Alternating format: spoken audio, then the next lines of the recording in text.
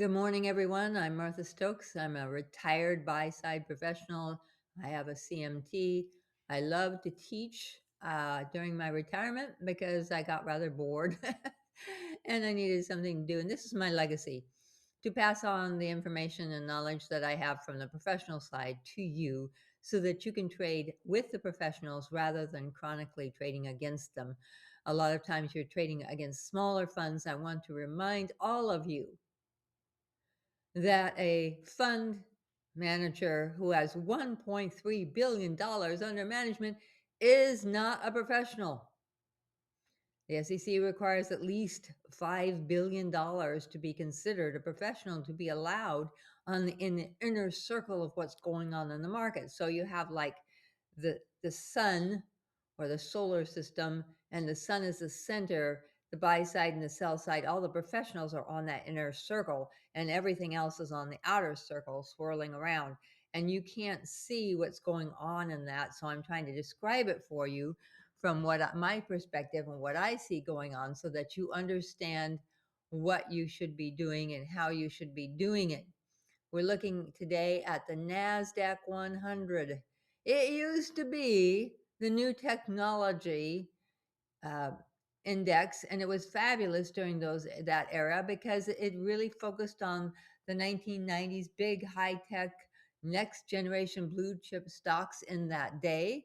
Microsoft, Apple, all the big guns, broad base, and all the different ones that were there right now. At Cisco, IBM was big because of Microsoft, and so on and so forth. So we had a lot of new technologies booming then. We have a lot of new technologies booming now. We are no longer a consumer-based economy.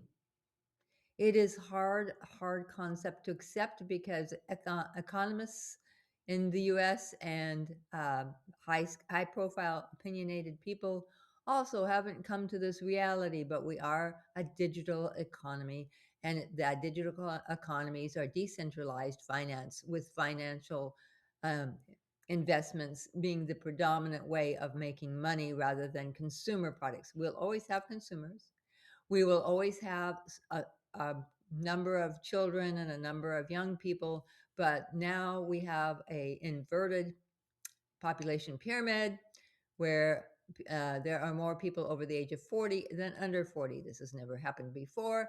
And so it pushes the emphasis on investments. It pushes the emphasis on AI technologies and new technologies. It pushes the importance on healthcare for the elderly, for the aging. How do we keep the generation that's coming up living longer? And we know we can expand life to at least 120, maybe more, even with what we have right now. And the new technologies that are coming out are focusing on all the aging aspects. How do we keep a youthful human being who can live much longer and have a much longer prosperous life? When you go into retirement, or if you already are in retirement, you have to focus on the fact that you have fixed income. You may have dividends, you may have your pension plan or whatever, but you're not making that payroll that you used to make. So now it comes to the point where you need to be trading as a business, or trading as much as you can to increase your uh, profitability and your monthly income, because your monthly income will be lagging behind with all this inflation that's going to continue for a while, apparently. And that is something that you need to do by focusing on what I teach, and how you need to understand it. So let's look at this chart. This is the NASDAQ Index 100. And we see down, down, down. All of a sudden, we see this big white candle. When I look at the chart, I hear music. My first passion was music. I played the piano and had all kinds of fun with that. I won a scholarship to Juilliard, but was unable to go because of difficulties in the family. But I see this. The first time I looked at candlestick charts in the early 90s, I said, this just looks like a music sheet. So for programmers who are accustomed to zeros and ones, it takes you a bit more time to read the charts like it's a sheet of music, because this is the noise or the harmony or the disharmony, the symphony of the market. I want you to think of it that way. Those of you who are musically inclined, you'll go, Oh yeah, I see that. So there, it's because it's just like a piano. There's black keys and white keys, and there's ups and downs, and there's hesitations, and there's little high pitched things, and there's boom, boom, boom, boom, boom, boom. So I look at it that way, which is unusual, and I would be fascinated with that. So what we're looking at today is who there's 12 different market participants, and they're mostly on the professional side. You have the sell side institutions, the buy side institutions, corporations invest and trade the market. They do with their buybacks, which the sell side manages, and they buy private equity companies. There's a lot of companies that are in the private equity market, and they're buying AI technologies and new technologies for all kinds of things. And so we have a lot of different aspects of it. HFTs trade on the public exchange, but they are considered professionals. It's fully automated. They just click and go and do their thing. They cause the gap ups or gap downs at market open. They're the only ones. I've mentioned this before. So be aware that gap ups and gap downs occur because the HFT's AI technology, which they're the only one that's using it for this, does an sweeping analysis across all of the social medias, everything retail. What's retail doing? What gurus are saying what? Who's warning about this? Who's doing that? What's going? Okay, so we'll gap it up or down based on that huge, massive amount of information. And that's what they do. Hedge funds are contrarian. They're usually to the downside, but they can also be to the upside. So I'm asking you, out of that group that I've talked about and professional traders, which you want to trade with, who creates a long white candle like that? Who, which group would do that? We had da da da da, down, down, down, down, on lower volume. And then we have up, up, up on lesser volume. And this dips a little bit. This is corporate buyback. This is a corporate buyback. This is a pro trader's nudge. This is corporate buyback. This is a pro trader's nudge.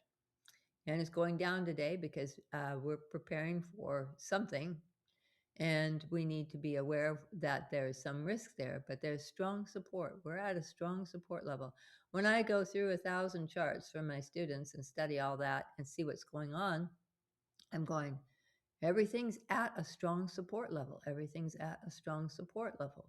I had one of my listeners saying, "Do you think it's going to something about reversal and things?" And I say, "We're finding support level, and it's strong.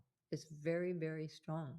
And that's an important thing to be aware of because we all get caught up sometimes in the idea of, "Oh, let's sell short," and then all of a sudden it whipsaws and you go, "What happened?" But all these little candles and all these big candles describe who is in control of price. Price does not move like this down when buy-side institutions are in slow, hidden rotation to lower inventory of stock. Smaller nudges are a very controlled candle pattern, very controlled. Somebody is really knowing what they're doing because they're really controlling that, and then down, down, down. So we have smaller funds managers, pro traders, buybacks coming into this, and all of this is very important to study. When we look at a weekly chart, we can see that we have this support level, and it might go down a little bit, but it doesn't have very far to go before it stops. And if you look at this, we'll go correction, correction, a little deeper correction, a little deeper correction, because there's been a lot of speculation. A flash crash of April, and rising again, and now another little correction. This is a typical pattern of a new technology, and the new technology that's causing this pattern is AI technology, and it will continue to influence everything. But we have 20 other new technologies coming to market. Very exciting. I've never seen so much new technology coming to market as is coming around now. The monthly chart shows that we had this big crash. We had a huge speculation that was unsustainable. Amazon and other companies were just ripping it with all kinds of sales and everything during the lockdown and the pandemic. And then, of course, they couldn't sustain that kind of growth because it was artificially induced. Everybody got stimulus checks from the government. us artificially inducing speculation in the market. So this whole section right here, as a psychotherapist, I've got to chop it out, chop, chop, chop, because it's an anomaly and it will never happen again until the next pandemic. And then we have this rise and rise and rise and rise in correction. So we're going up and correct, up and correct, up and correct, down to here, up and correct, up and correct. Now this is a deeper correction because you have to go down all the way to this point, then this correction. But we can see that we've got ample support here, even on the monthly scale. And we can see that volume is starting to increase month over month. There's a little correction here, but not much compared to what's happened before. Let's back to weekly. And we can see we have a lot of selling going on, but price isn't going very far down. Value, I mean, this is an index, I apologize. Value isn't going down very much. So what we have is we're finding the support level and corporations are buying back their stocks. They're at 60% of all the Fortune 500 companies are in buyback mode. 60%. Huge buybacks by some of the major companies. So that is what you need to focus on. You need to think about, okay, what's happening here? What's really, instead of focusing just on the day by day, go back and take a look and see what's happening, because there are so many stocks in bottoming formations, starting bottoms, developing bottoms, finishing bottoms, that the market is going to be more stable than it may seem. Although if we have a catastrophic event that is outside of the market, that can throw a loophole, a loop-de-loop temporarily, like this flash crash in April. There might be another flash crash, but it would find support very quickly. So it wouldn't go down very far. So consider all of these factors as you trade. That's it. I've gone over my time. Thank you for joining me, and thank you for coming and letting me know you enjoy my studies. This is Martha Stokes, and that's my topic for the day.